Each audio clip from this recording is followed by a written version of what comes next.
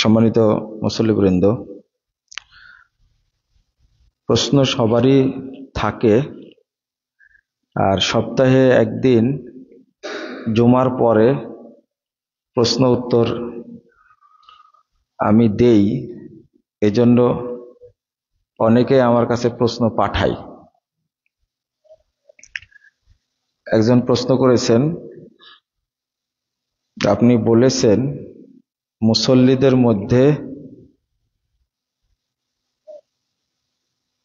কিছু মুনাফিক আছে, তারা কারা? 2 নম্বর প্রশ্ন, সালাত কবুল না হওয়ার কারণ কি? আচ্ছা, আমি সাধারণত বক্তব্যের মধ্যে বলে থাকি বা কোনো মসজিদে সালাত আদায় করলেও বলে থাকি। গতকালকেও ঢাকা ক্যান্টনমেন্টে এলাকা একটা মসজিদ আছে আমাদের ভাসানটেক, সেখানেও ইশার সালাতের পরে কথাটা বলেছি। আল্লাহ রাব্বুল আলামিন বলছেন ফাওয়াইলুল লিল মুসাল্লিন,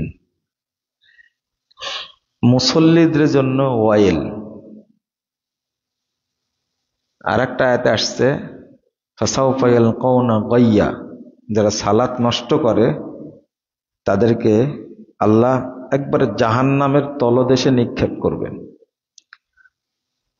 তো আল্লাহ রাব্বুল আলামিন এবং রাসূল সাল্লাল্লাহু আলাইহি ওয়াসাল্লাম মুসল্লিদের কিছু বদ অভ্যাস বলেছেন। এই বদ অভ্যাস গুলি যাদের মধ্যে থাকবে তাদেরকে বলা হয় মুনাফিক মুসল্লি। এই আয়াতের অনুবাদ করতেন সাহাবায়ে কেরাম ফাওয়াইলুল লিল মুনাফিকিন, যারা মুনাফিক মুসল্লি তাদের জন্য ওয়াইল। জাহান্নামের একটা জায়গার নাম হলো, একটা অঞ্চলের নাম, যে জাহান্নাম সবচেয়ে গভীর, আর তার খাদ্য হলো 2টা, পচা রক্ত আর পচা পুঁজ, নাউজুবিল্লাহ। তার মধ্যে এই স্বভাব, এই খারাপ গুণগুলো যাদের মধ্যে আছে, যেমন আত-তাখাল্লুফু আনিল জামা, নামাজ পড়ে কিন্তু জামাতে পড়ে না, একে মুনাফিক মুসল্লি বলা হয়েছে। নামাজ পড়ে কিন্তু কি জামাতে পড়ে না। যখন দেখবেন মসজিদে রাইট টাইমে আজান হচ্ছে, জামাত হচ্ছে, তখন জামাতে অংশগ্রহণ করা আবশ্যক। জামাতে সালাত আদায় করা ফরজ, আবশ্যক, ওয়াজিব। 2 নম্বর হলো তাখিরুস সালাহ, সালাত পড়ে কিন্তু দেরি করে পড়ে।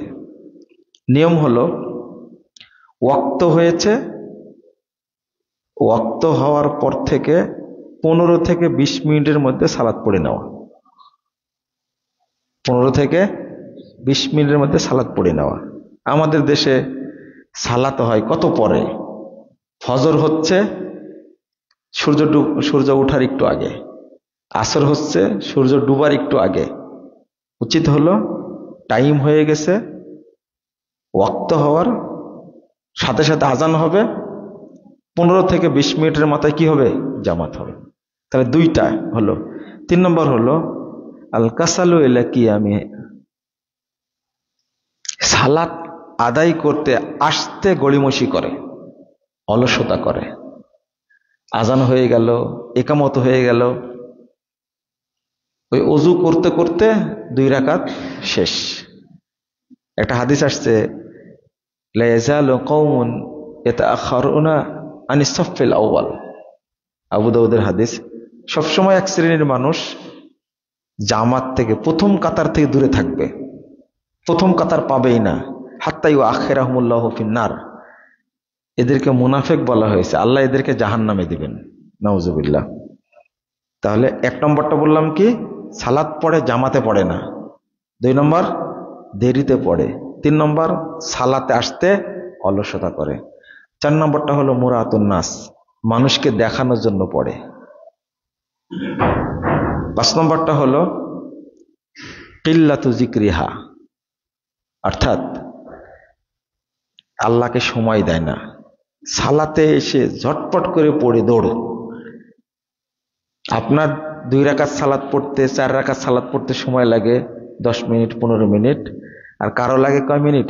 1.5 মিনিট, 2 মিনিটে পড়ে শেষ, দৌড় দেয়। যারা খুব দ্রুত সালাত আদায় করে ফেলে এদেরকে মুনাফিক মুসল্লি বলা হয়েছে। আর 6 নম্বরটা হলো খুব দ্রুত, নাকরিহা কানাকরাতিল গুরাব আবিদ্যুক, 2টা হাদিসে আসছে, অর্থাৎ কাকের মতো করে আর আপনার মোরগের মতো করে ঠুকায়। রুকুই এবং সেজদা খুব, যেমন আগেরটা বললাম কি কিল্লাতে যিকরিহা, অর্থাৎ সময় কম দেয়, আর শেষটা হলো রুকুই এবং সেজদা কি খুব দ্রুত করে, কাকের মতো মোরগের মতো করে। এই বদ অভ্যাস যাদের মধ্যে আছে এদেরকে বলা হয় কি মুনাফিক মুসল্লি। আশা করি বুঝতে পেরেছেন। 2 নম্বর প্রশ্ন হলো সালাত কবুল না হওয়ার কারণ কি? প্রথম কথা হলো সালাতের মর্যাদাটাই বুঝি না আমরা। সালাত যে কত গুরুত্বপূর্ণ ইবাদত, একটা ইবাদত যেটা সময় চলে গেলে মানুষ কাফের হয়ে যায়, বাদ দিলে না। অনেক তাবেই বলেছেন যে হাত্তা ইয়াদখুলা ওয়াক্তান ফি ওয়াক্তিন ফাহুয়া কাফের। ওয়াক্ত শেষ হয়ে আর এক ওয়াক্তের মধ্যে ঢুকে গেছে কিন্তু নামাজটা পড়া হয়নি, ইচ্ছা করে পড়েনি, তাহলে সে কাফের হয়ে যায়। তো আগে সালাতটাকে বুঝতে হবে। আর একটা হাদিস আসছে যে কিয়ামতের মাঠে প্রথম সালাতের হিসাব নেওয়া হবে। ফাইন কবিলা মিনহু, যদি সালাতটা কবুল হয়ে যায়, কবিলা সাইরু আমালি, তাহলে তার সমস্ত আমল অটো কবুল হয়ে যাবে। তাহলে সালাত হলো ফাউন্ডেশন।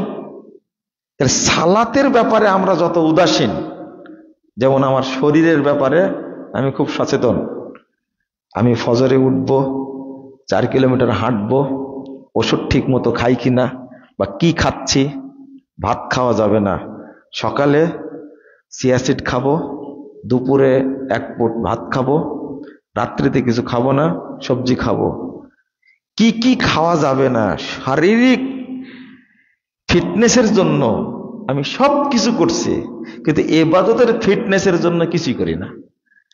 সালাতের ব্যাপারে যদি আমরা সচেতন হতাম তাহলে কত সুবিধা হতো। শুধু সালাত কবুল হলে অন্য সব আমল কি হয়ে যাবে? কবুল হয়ে যাবে। ওয়াইন রুদ্দা, যে সালাত যদি বাতিল হয়ে যায়, রুদ্দা আলাইহি সাইরু আমালে, তাহলে তার সমস্ত আমলকে বাতিল করে দেওয়া হবে। তাহলে সালাতটা আগে দেখতে হবে। 2 নম্বরটা হলো যে সালাতটা আল্লাহর কাছে কবুল হলে আমার মাধ্যমে মিথ্যা কথা, হারাম খাওয়া, জেনা করা, দুর্নীতি করা, মানুষকে মারা, সন্ত্রাসী কার্যক্রম করা কোনোটাই আমার দ্বারা হবে না। আল্লাহ নিজে বলছেন ওয়াকিমিস সালাহ ফা ইন্নাস সালাতা তানহা আনিল ফাহশাই ওয়াল মুনকার। সালাত যদি কেউ আদায় করে তাহলে তাকে যাবতীয় অন্যায় ফাহিশা কাজ থেকে সালাতেই বাধা দেবে। যখন দেখবেন আমি নামাজ পড়ছি কিন্তু মিথ্যা কথা ছাড়ছি না, আমি নামাজ পড়ছি সুদ খাওয়া ছাড়ছি না, আমি নামাজ পড়ছি ঘুষ খাওয়া ছাড়ছি না, আমি নামাজ পড়ছি পর্দা করা করছি না, এইরকম কাজ থাকলে বুঝতে হবে আমি তাজা মুনাফিক মুসল্লি, আমি একটা মুনাফিক মুসল্লি। এই পাপগুলোকে পরোয়াই করি না, একে রাসূল সাল্লাল্লাহু আলাইহি ওয়াসাল্লাম মুনাফিক বলেছেন, যে পাপকে পরোয়া করে না, হালকা মনে করে, এ মুনাফিক। তাহলে মিথ্যা কথা কাবিরা গুনাহ, জেনা করা কাবিরা গুনাহ, গালি দেওয়া কাবিরা গুনাহ, সুদ খাওয়া কাবিরা গুনাহ, ঘুষ খাওয়া কাবিরা গুনাহ, একজন ব্যক্তি পাসপোর্ট অফিসে বসে কত দুর্নীতি করছে, সচিবালয়ে বসে, সরকারি কর্মকর্তা, কাস্টমসে, ভূমি অফিসে বসে বসে হাজার হাজার কোটি টাকা দুর্নীতি করছে, নামাজও পড়ছে এরা। তাহলে কি মুসল্লি এরা? মুনাফিক মুসল্লি এরা। তাহলে দুইটা উপকার, একটা হলো সালাতে যত্নশীল হলে, সালাত কবুল হলে আল্লাহ সব আমল অটো কবুল করবেন। আর দুই নম্বরটা হলো সালাত যদি কবুল হয় আমার দ্বারা কোনো অন্যায় কাজ সংগঠিত হবে না। অটো বুঝবেন যে আমি মুনাফিক মুসল্লি। কেন বুঝবেন? আমি নামাজও পড়ি, হারামও খাই, নামাজও পড়ি, মিথ্যা কথা বলি, নামাজও পড়ি, বেড়ি, সিগারেট, তামাক, জর্দা, গুল, মদ, গাঁজা, সোয়ানি সব খাই, আবার নামাজও পড়ি। তাহলে বুঝতে হবে কি এই নামাজ কোনো কাজে লাগবে না, এ হলো মুনাফিকের নামাজ। এটা স্পষ্ট। জাযাকুমুল্লাহ খায়রা। আপনাদের কোনো প্রশ্ন আছে? হ্যাঁ বলেন, আপনি বলেন। বসে বসেন, বসে। আমাদের ভারতীয় উপমহাদেশ, বিশেষ করে বাংলাদেশের মধ্যে পীর এবং দরবেশ, এই দুইটা পরিভাষা দিয়ে ধর্ম প্রচারকদের বা ইসলামের শক্তির উপর অনেক বৈশিষ্ট্য পাওয়া যায়। এই দুইটা পরিভাষা বাদ দিয়ে কি অন্য কোনো পরিভাষায় বা ইসলামের পরিভাষায় কোনো বৈশিষ্ট্য আছে কি, বা আমাদের মানে পীর দরবেশ এই ভাষা দিয়ে অনেক বৈশিষ্ট্য পাওয়া যায়, কিন্তু হ্যাঁ, কিন্তু এই দুইটা পরিভাষা বাদ দিয়ে আরো অন্য কোনো পরিভাষা দিয়ে কোনো বৈশিষ্ট্য আছে? এই পীর দরবেশের পরিভাষা চাচ্ছেন? পরিভাষার পরিবর্তন অন্য কোনো পরিভাষা ও এদের সম্পর্কে কোনো লেখা বই আছে কেন? যেমন আকিদা তাওহীদ বই আছে এর উপরে। যেমন শাহজালাল এবং মাহিশর, জি, এই যে পরিভাষাগুলো, ওরা দরকার ছিলেন, পীর ছিলেন, হ্যাঁ, এরকম পরিভাষা। ইসলাম নিয়ে এর পরিবর্তে অন্য কোনো পরিভাষা আমি বললাম তো আছে। যেমন আপনার একজন আলেমকে, যিনি বড় আলেম, তাকে হাদিসের শায়েখ বলা হয়েছে, শায়েখ, উস্তাদ বলা হয়েছে। এই ভাষাগুলো আসলে উপমহাদেশে যারা ইসলামের প্রচার করেছে, এটা আসছে ম্যাক্সিমাম ইরান থেকে। আর এটার ভাষাটা কি ছিল? ফার্সি। তাদের ভাষা প্রয়োগ, যেমন খুদা ফার্সি ভাষা। সালাত, সালাতের নামাজ বলতেন আগে, এখন সিয়াম বলেন, আগে কি বলতেন? রোজা বলতেন। তো এর মূল কারণটা হলো যে যেমন খোদা শব্দটা বলা যাবে না, হারাম। যেমন বাংলাদেশে অনেক কিছু শব্দ বলেন, আমরা বলি, কিন্তু যেগুলো বলাটা ঠিক না। ঈশ্বর শব্দটা ব্যবহার করে আল্লাহর ক্ষেত্রেও, এটা কিন্তু ঠিক না। শাশ্বত বিধান, হ্যাঁ, এটা কিন্তু ঠিক না। ঐশী গ্রন্থ, এগুলো তো ঠিক না। ঐশী একটা মূর্তি। এই ভাষাগুলো, পরিভাষাগুলো সাহিত্যে ব্যবহার হয়েছে, আমরা বলি, কিন্তু এগুলো আসলে ঠিক না। অনেক ভাষা এরকম আছে, তো আমাদের এটা ছাঁটাই করতে হবে। যেমন এই সম্পর্কে জানতে হলে আমরা কি বলবো? আকিদা তাওহীদ। নামাজ না বলে কি বলবো? সালাত বলবো। রোজা না বলে কি বলবো? সম বলবো, সিয়াম বলবো। হজ্জের ক্ষেত্রে কোনো ভাষা নাই, কিন্তু জাকাতের ক্ষেত্রে কোনো ভাষা নাই। কালেমা কালেমায় আছে, চেঞ্জ হয়েছে কিছু কিছু বিষয়। এবার একটা পরিকল্পিত চেঞ্জ করা। যেমন ইবাদত মানে কি করেছে? উপাসনা। উপাসনা কাকে করায়? মূর্তিকে কাছে থেকে খেদমত করার নাম হলো কি? উপাসনা করা, আরাধনা করা। উপাসনা হলো বৌদ্ধদের ভাষা, আর আরাধনা হলো হিন্দুদের ভাষা। তা আমরা তো এগুলো বলতে পারি না। তো আসলে চেঞ্জ করতে একটু সময় লাগবে, আগেই বলেছি, খুতবার মধ্যে বলেছি। বলেন, আপনি বলেন।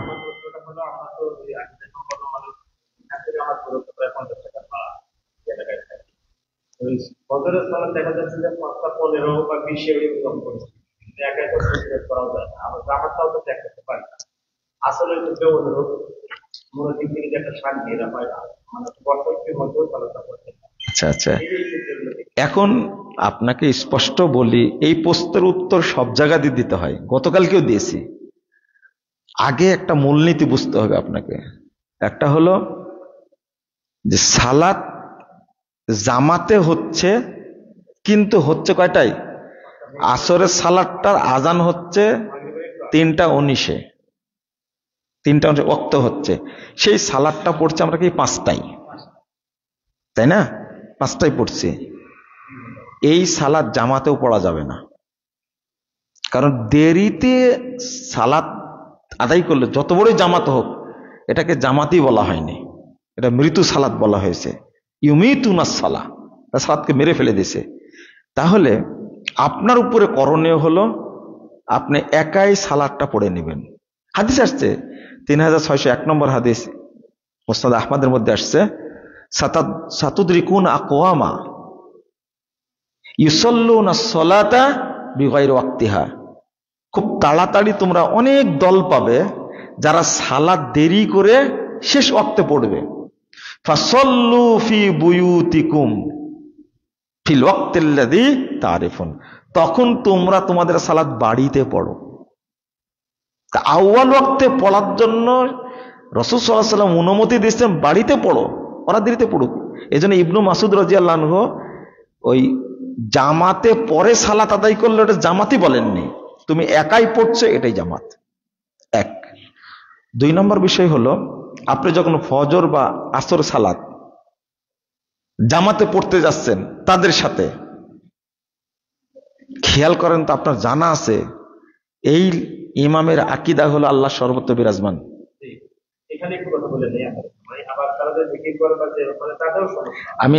আমি বলি তাদের আকীদা আল্লাহ সর্বত্র বিরাজমান, আল্লাহ নিরাকার। তাদের আকীদা নবী হায়াতুন নবী, নবী মরেনি। তাদের আকীদা নবী গায়েব জানতেন।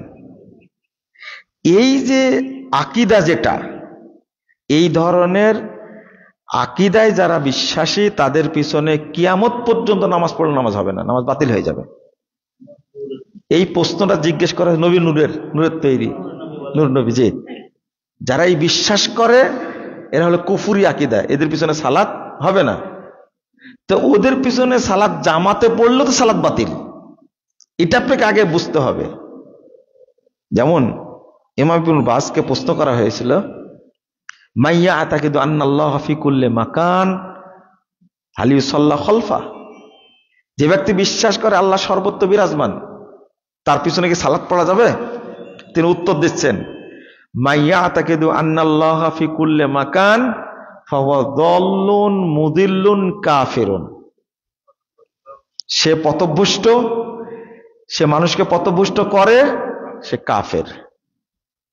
লা ইউসাল্লা খলফা ওয়ালা ইউত্তাখাযু ইমামা, তার পিছনে সালাত হবে না, তাকে ইমাম বানানো যাবে না।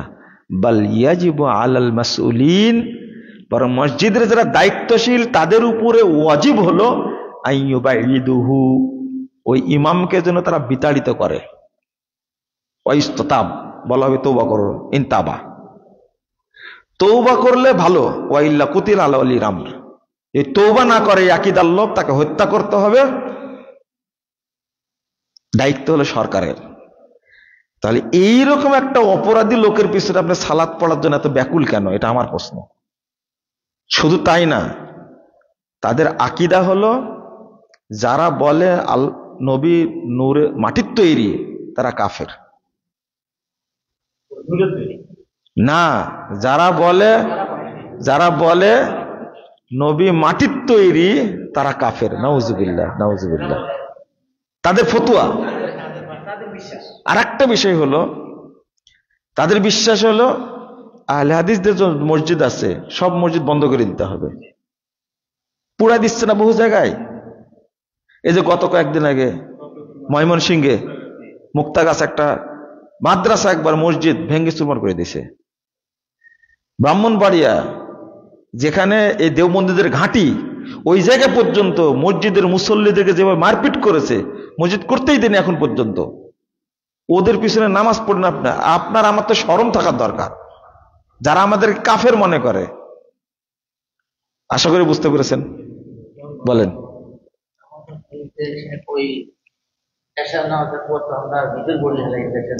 জি জি,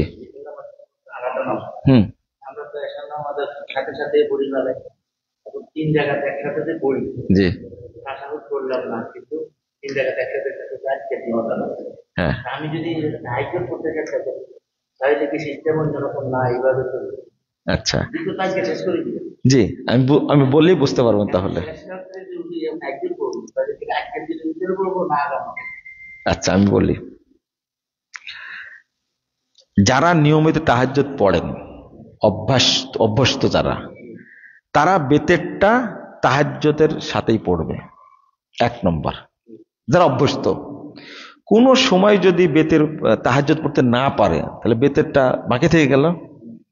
ফজরের আজানের পরে আগে বেতেরটা পড়ে নেবে, কারণ হাদিস হলো যখন জাগবে তখনই বেতরটা পড়ে নেবে। তো আপনি আজান হওয়ার কারণে তাহাজ্জুদ তো পড়তে পারেননি, বেতরেও হয়নি, তা আজান হয়ে গেলেও আপনি বেতেরটা পড়বেন, এরপরে ফজরের 2 রাকাত পড়বেন। ইমাম ইবনে তাইমিয়া রাহিমাহুল্লাহ এই হাদিস উল্লেখ করে বলছেন বেতেরটা পড়ে নিতে পারবে। 2, যদি চাই কেউ যে বেতেরটা পড়বে না, তাহলে সূর্য ওঠার পরে বেতেরটা পড়বে। যে তার অভ্যাস থাকে 1 রাকাত পড়ার, তাহলে 2 রাকাত পড়বে। যদি তার অভ্যাস থাকে 3 রাকাত পড়া, তাহলে 4 রাকাত পড়বে। মানে দিনের সালাদটা বিজোড় পড়তে হবে, বুঝছেন? আপনি নিয়মিত পড়েন কয় রাকাত? 1 রাকাত। বেতেরটা পড়তে পারেননি রাতের বেলায়, দিনে পড়বেন, তাহলে কয় রাকাত পড়তে হবে? 2 রাকাত। কেউ যদি 3 রাকাত পড়ে অভ্যস্ত হয়, তাহলে কয় রাকাত পড়তে হবে? 4 রাকাত। 1। আর যারা নিয়মিত তাহাজ্জুদ পড়তে পারে না, তাদের উচিত এশার সাথে সাথে বেতেরটা পড়ে নেওয়া। বেতের সবসময় 1 রাকাত পড়ার চেষ্টা করবেন। কয় রাকাত? 1 রাকাত। 1 রাকাত। আল্লাহ বিজোড়, কয় বিজোড়? 3, 5, কয় বিজোড়? 1। ইন্নাল্লাহ বিত্রুন ইউহিব্বুল বিত্রা ফাআউতিরু ইয়া আহলাল কুরআন। আল্লাহ বিজোড়কে পছন্দ করেন, তোমরা বিতর পড়ো। 1 রাকাত পড়বেন বেতের। আর আরেকটা কারণে বললাম, 1 রাকাত নামাজ বাংলাদেশে মেরে ফেলে দিয়েছে। 1 রাকাত সালাত যে আছে বেতের, এটা জানি না। অতএব এই সুন্নাহকে জীবিত করার জন্য বেতের 1 রাকাত পড়ার চেষ্টা করুন বেশি বেশি। 3 রাকাতও পড়া যাবে, 5 রাকাতও পড়া যাবে, 7 রাকাতও পড়া যাবে, কিন্তু চেষ্টা করুন কয় রাকাত পড়ার? 1 রাকাত পড়া। সুন্নাত জীবিত হবে আর আল্লাহ বেশি খুশি হবেন। তো এশার সালাতের পরে আপনার বেতেরটা পড়ে নেবে, যদি অভ্যাস না থাকে। এখানে হ্যাঁ, যেমন আবু হুরায়রা রাদিয়াল্লাহু আনহু করতেন। রাসূলুল্লাহ সাল্লাল্লাহু আলাইহি ওয়াসাল্লাম বললেন, তুমি তাহলে এশার সালাতের সাথে কি করবে? বেতের পড়ে নিবে। এই লোকটি যদি আবার তাহাজ্জুদে জায়গা পায়, তখন শুধু তাহাজ্জুদ পড়বে, বেতের পড়তে হবে না। পরিষ্কার? কারণ 1 রাতে 2 বার বেতের পড়া যায় না, নিষেধ আছে হাদিসে। 1 রাতে 2 বার বেতের পড়া যায় না, 1 বার বেতের পড়বে। আশা করি স্পষ্ট হয়েছে। আর কি প্রশ্ন বলেন? আমাদের সমাজে যে পীর, মানে পীর শব্দের অর্থ মুরুব্বি। আমি যদি এখানে পীর দাবি করি, তাহলে তারা আমার বাইরে বড়, তাদের সাথে কথা বলি। আমরা এটার অর্থ জানি না, দিয়ে অনেকে আগে থেকে মনে করতাম যে পীর মানে বিশাল কিছু। আর হচ্ছে অলিয়া উলিয়া মানে দায়িত্ব প্রাপ্ত রক্ত। আমি কিন্তু টাকা দিলেন, একটা আমাকে দিলেন, আমি রক্ষা করে রাখলাম, আপনারা চাইলেন দায়িত্ব রক্ষা করবেন। এগুলো অর্থ আমরা জানি না, যে মনে করি এটা বিশাল কিছু। আমি কিন্তু এটার সাথে কোনো কিছু করা যাবে না। এটা একটা বাস্তব প্রমাণ হচ্ছে, আমাদের এক দিনী ভাই পিতা পিতার জায়গায় যে তার সিনা দরবার শরীফের একটা ক্যালেন্ডার রূপে আমরা লাগে মুদ্রা হয়ে গেছে, কাপড় হয়ে গেছে, এটা লাগাইতে কেন ওই যে পীরের প্রতি এই যেটার কারণে। আর আমি আপনার সাথে একটা কথা বলার জন্য, যে আপনি নভেম্বরে একটা একটা মহাসমাবেশের আয়োজন, এখানে আমাদের বাংলাদেশের 4 কোটি বা 4 কোটি আছেন। ওনাদের জন্য আমাদের 65 জেলায় হাসপাতাল করা যাবে কিনা, এটা নিয়ে যদি চিন্তা করেন, আমাদের দিনী ভাইদের জন্য, চিকিৎসার জন্য, এবং আমাদের জন্য ইসলামিক ব্যাংকিং ব্যবস্থা করা যায় কিনা, এই পরামর্শগুলো যদি ওইখানে আলোচনা করেন, বিশেষ করে যদি আমাদের 64 জেলায় যদি হাসপাতাল করা যায়, আমাদের ভাইটা উপকৃত হবে। কারণ আমাদের বর্তমানে আরেকটা দেখলাম সালাফিয়া অ্যাসোসিয়েশন, আমাদের মসজিদগুলা ভালো হইলে বা ওনারা ইয়ে করে, তাহলে আমাদের হাসপাতাল থেকে ওনাদেরকে বিভিন্ন সহযোগিতা করা যাবে। এবং আমাদের দিনী ভাইদের অর্থ ব্যয়টা আরো কমে আসবে, কারণ আমাদের অনেক ডাক্তার ভাই আছেন যারা যারা সালাফি আলেম আছে বাকিটা। এটা হচ্ছে আমি তো অত বড় জায়গায় দিতে পারবো না, আপনার মাধ্যমে আমার আচ্ছা, ভালো, আপনার পরিকল্পনা ভালো, আলহামদুলিল্লাহ। প্রথমত আমরা মুখে প্রচার কম করি, বিশেষ করে আমি যে কাজটা করতে পারবো সেইটা নিয়ে মানে মানুষকে বলতে পারি, কিন্তু বিশাল কিছু স্বপ্ন দেখায়া কিছুই করতে পারলাম না, এই কাজটা আমার অভ্যাস না। এরপরেও বলি, আমাদের জমিয়ত আহলে হাদিসের একটা মানে ফান্ডের নাম জমিয়ত কল্যাণ ফান্ড। এই ফান্ডটা গঠন করা হয়েছে এই কাজগুলো করার জন্য। দোয়া করেন আল্লাহ যেন কবুল করে। আমরা যে কাজটা করছি সেটা হলো, আমাদের মাস্কো গ্রুপের চেয়ারম্যান, উনি হলেন এর স্বপ্নদ্রষ্টা, উদ্যোগী। তিনি স্বপ্ন দেখেছেন যে প্রতি মাসে একজন ব্যক্তি নিম্নে 100 টাকা দিবে, এবং এটা যত শুধু আহলুল হাদিস যারা আছে তারা সর্বোচ্চ যে যত দেয়, কেউ 20,000 দেয়, কেউ 30,000 দেয়, কেউ 10,000, 5,000, 3,000, 2,000, 500, কিন্তু ওনার দাবি কয় টাকা? 100 টাকা দিবেন, যদি উনি আহলে হাদিস হন, মহব্বত থাকে, সবাইকে এর সাথে অ্যাড করতে হবে। এবং এটা করা হয়েছে, আপনার একটা অ্যাপস করা হয়েছে, উনি প্রতি মাসে এটা পেড করবেন, যার যতটুকু প্রতি মাসে দিয়ে যাবেন। তাতে যে ফান্ডটা তৈরি হবে, এই ফান্ডটার দ্বারা আমরা এই কাজগুলো করব। আমরা এখনো ঘোষণা দেইনি, তবে লিখিত আছে, এটা লিখিত আছে যে আমরা হাসপাতাল করব, 2 নম্বর মেডিকেল কলেজ করব, 3 নম্বর কিছু কিছু শহর কেন্দ্রিক ক্লিনিক করবে, এটা হলো জেলা কেন্দ্রিক, শহর কেন্দ্রিক, এটা একটা। আর একটা হলো ইমাম প্রকল্প, যেটা ইমামদেরকে নিয়ে প্রশিক্ষণ দেওয়ার জন্য, এতিম প্রকল্প, যেটা এই কল্যাণ ফান্ড থেকে এটা কি করা হবে, গোটা দেশে সবাই যেন সেবাটা পায়, এটা করা হবে। আমরা কল্যাণ ফান্ড পর্যন্ত বলছি, এই ফান্ডটা যখন সমৃদ্ধ হবে তখন আমরা কাজে রূপ দেওয়ার চেষ্টা করবো ইনশাআল্লাহ। আপনাদের প্রথম দরকার দোয়া, আল্লাহ যেন এই প্রজেক্টটাকে আল্লাহ কবুল করেন।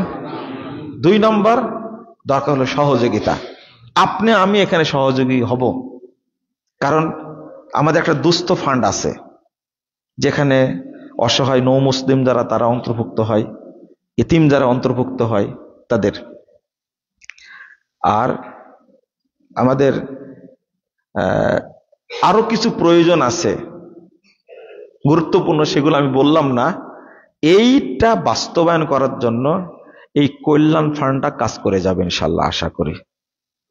আপনি শহরের উদ্যানে সমাবেশের কথা বলছেন,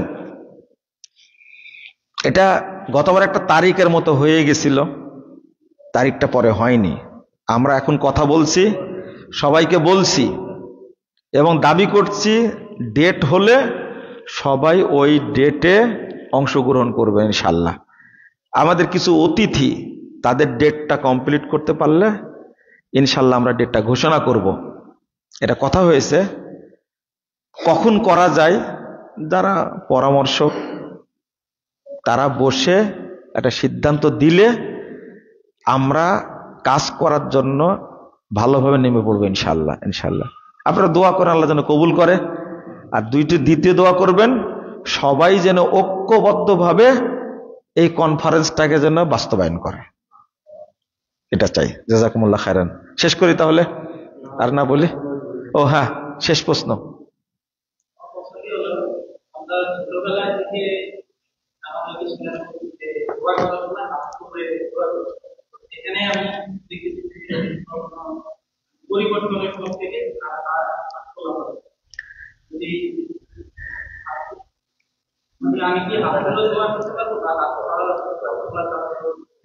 আচ্ছা আচ্ছা, ঠিক আছে, ভালো প্রশ্ন করেছেন আপনি। বলছেন হয়তোবা যে বাংলাদেশে যে পদ্ধতিটা আছে সালাতের পরে বা সম্মেলনের পরে সবাই মিলে কি হাত তুলে দোয়া করা, মুনাজাত যেটা বলে, প্রথমত এই মর্মে রাসূল সাল্লাল্লাহু আলাইহি সাল্লাম থেকে সাহাবায়ে কেরাম থেকে কোনো দলিল পাওয়া যায় না। প্রচলন হয়ে গেছিল, এটা দলিল নাই, ছেড়ে দিয়েছে। এখন হাটহাজারী মাদ্রাসা, একটা বড় মাদ্রাসা, বাংলাদেশের সবচেয়ে বড় মাদ্রাসা হাটহাজারী, সেখানেও কিন্তু মোনাজাত হয় না, তারাও জানে এর কোনো দলিল নাই। 2 নম্বর কথা হলো এই যে আপনি দোয়া করতে পারবেন কিনা। আমি আজকে কয়েকজনকে দেখলাম দোয়া করছে, মাশাআল্লাহ, এটা তো ভালো। আপনি যে কোনো সালাতের পর বা যে কোনো টাইমে নিজেই হাত তুলে দোয়া করবেন, নিজের কথাটা নিজে আল্লাহকে বলবেন। এটার অনেক হাদিস আছে, শুধু সহিহ বুখারীতেই প্রায় 32টা হাদিস আসছে একাকী হাত তুলে দোয়া করার কথা। এবং হাদিসটা কত, রাসূল সাল্লাল্লাহু আলাইহি ওয়াসাল্লাম বলেছেন, ইন্নাল্লাহা হাইয়ুন কারীমুন ইযা রাফাআল আবদু ইয়াদাইহি। যখন কোনো বান্দা হাত তোলেন তখন আল্লাহ এত লজ্জাবোধ করেন, আল্লাহ লজ্জাশীল, আল্লাহ তখন খালি হাত তাকে ফেরত দেন না। তা আপনি একাকী হাত তুলে দোয়া করবেন। আপনার সমস্যা তার আমি জানি না, জানি? আপনি জানেন, আর কে জানবে? আল্লাহ। আপনি বলেন আপনি কি চাচ্ছেন। ইমাম সাহেব দোয়া করছে, আমার 5টা ছেলে কিন্তু মেয়ে নাই, আর আপনি বলছেন কি আমিন, কিন্তু আপনার কোনো ছেলে নাই, শুধু মেয়েই, তো 2 রকম হয়ে গেল না। এই জন্য ইমাম এবং মুক্তাদির উভয়ের উদ্দেশ্য যদি এক হয়, যেমন ইস্তিসকার সালাত, সবার উদ্দেশ্যে কি পানি, তখন সবাই মিলে হাত তুলে এইভাবে, খেয়াল করেছেন মনে হয়, তাই না? আর একটা হলো বিশাল দুর্যোগ, 10 নম্বর মহাসংকেত, তখন সবাই মিলে কি হাত তুলে দোয়া, এটা চলে। কিন্তু উদ্দেশ্য সবার ভিন্ন, তখন শুধু ইমাম বলবে, ইমাম চাচ্ছে এক জিনিস, আপনি বলছেন আমিন, তাহলে তো হয় না। এজন্য সবাই একাকী হাত তুলে দোয়া করতে হবে। আশা করি বুঝতে পেরেছেন। জাযাকুমুল্লাহ খায়রান। আপনিও বুঝতে করবেন, বলেন।